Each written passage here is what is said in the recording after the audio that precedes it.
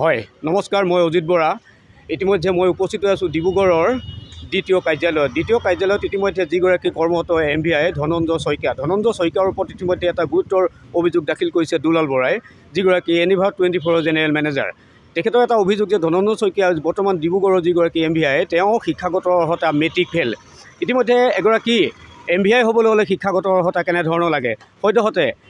MVI হ'বলৈ হ'লে higher secondary pass কৰিব লাগিব আৰু লগতে তেওঁ হ'ব লাগিব অটোমোবাইল ইঞ্জিনিয়াৰিং আৰু অটোমোবাইল ইঞ্জিনিয়াৰিং ডিপ্ল'মা থকাৰ লগতে তেওঁ হ'ব লাগিব অসম লোকসেৱা আয়োগৰ এগৰাকী প্ৰাৰ্থী আৰু সেই পৰীক্ষাত উত্তীৰ্ণ হ'ব তেনেধৰণে চাকৰি পোৱা যায় MVI কিন্তু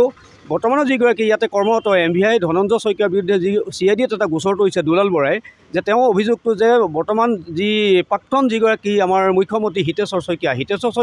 তেওঁ ব্যক্তিগত এখন পেডত লিখি পেলাই সেই MVI গৰাকীক ইতিমধ্যে চাকৰি দিছিল বুলি এটা অভিযোগ উঠিছে সেয়েহে এই অভিযোগ কিমান সত্যতা আছে নাজানো ইতিমধ্যে আমাৰ হাতত এটা অভিযোগ পত্ৰ আহি পৰিছে সেই অভিযোগৰ যি পত্ৰখনৰ নাম্বাৰটো হ'ল 00004440/24G এই অভিযোগখন যি এনিভাৰতৰ জেনেৰেল মেনেজাৰ দুলাল বৰাই তৰিছে ইয়াৰ আচলতে তদন্ত ইতিমধ্যে CID আৰম্ভ কৰিছে আৰু এই তদন্ত কিমান সত্যতা হ'ব সেই পোহৰলৈ আহিব CID তদন্তৰ পিছত যদি এই সত্যতা যদি সঁচা হয় সঁচাকৈয়ে যদি MVI গৰাকী যদি মেট্ৰিক ফেল হয় যদি তেওঁ যদি ডিপ্ল'মা নাথাকে তেওঁ যদি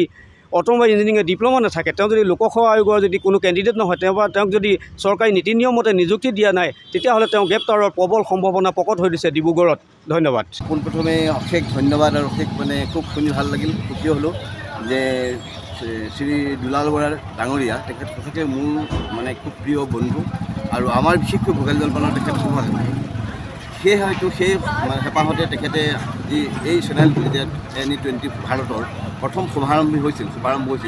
তেতিয়া আমাকো তেখেতে নিমন্ত্ৰণ জনাইছিল সেই অনুষ্ঠানত উপভোগ কৰিবৰ কাৰণে আৰু সেই সময়ত বহুতো বিশিষ্ট ব্যক্তিসকলৰ সাক্ষাৎ বহুতো IAS বিষয়া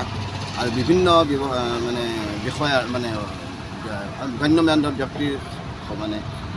উপস্থিতিত সেই অনুষ্ঠানটো শুভাৰম্ভ হৈছিল আৰু মই ভাবোঁ এই অহা কালিলৈও চাগে আপোনালোকৰ এনেধৰণেই এই শুভাৰম্ভ হ'ব আৰু সঁচাকৈ এই বিগত 3-3.5 বছৰে তেখেতসকলে অসমৰ লগতে সমগ্ৰ নৰ্থ ইষ্টবাসী জনসাধাৰণৰ বাবে সঁচাকৈ সত্য আৰু শুদ্ধ সংবাদেৰে যি সেৱা আগবঢ়াই নিলে সেই সেৱাৰ বাবে আমি তেখেতসকলক ধন্যবাদ জ্ঞাপন কৰিছোঁ বিশেষকৈ তেখেতসকলৰ অনুষ্ঠানত যিসকল জড়িত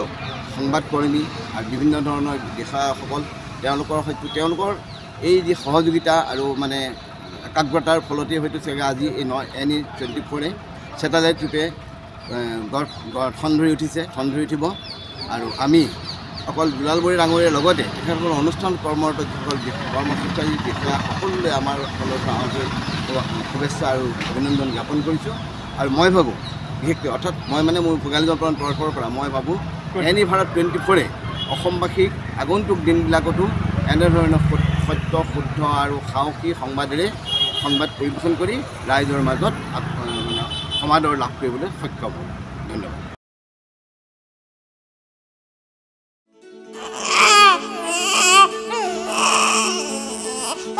অভিনন্দন আপোনাৰ এজনী ছোৱালী জন্ম হৈছে